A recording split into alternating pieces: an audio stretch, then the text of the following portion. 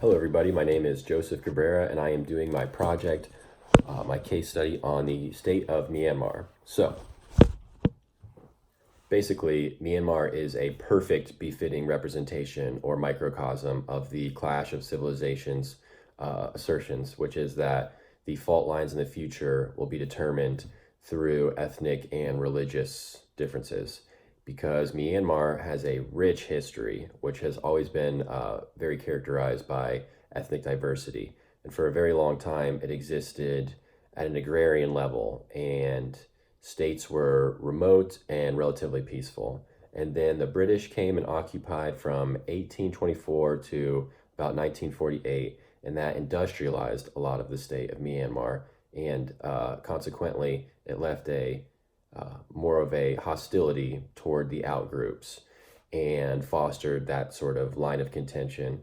And when they ultimately left, it created a vacuum which allowed for military rule to become more and more powerful. And eventually they gained so much power that there is a massive amount of human rights abuses, which are all occurring mostly because of ethnic and religious differences. There are over 135 identified ethnicity groups that are thriving inside of Myanmar with their own language and history and cultures, but according to the state, only 8 are recognized. So some of the major ones are the Shan, Mon, the Wa, the Karen, the Chin, and the Bamar. Bamar is about 60%, so they make up the majority, and they also have control over the military and subsequently the government, since they are so intimately intertwined. And then there's other places like the Wa, other people who have quite a bit of military power as an outgroup and a completely different ethnicity.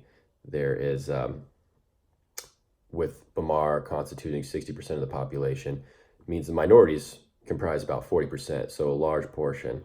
And they all adhere to different religions. Some are different shades of Buddhism, older. There's a lot of old ethnicity groups thriving in those states, and they all kind of keep to their own designated states. There is a lot of people in the country that have converted to Christianity.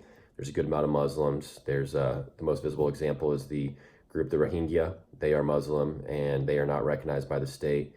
They're not allowed to vote, own land.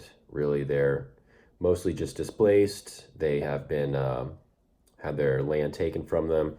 They are subject to a lot of violence and military intervention, and just the worst of the worst in terms of atrocities. A lot of turbulence happening over there. And the military rule has ruled ever since the British left.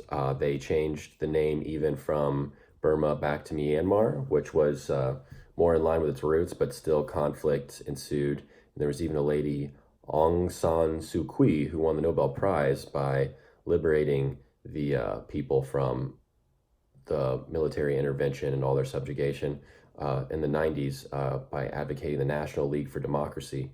She did it through nonviolence, which was really impressive.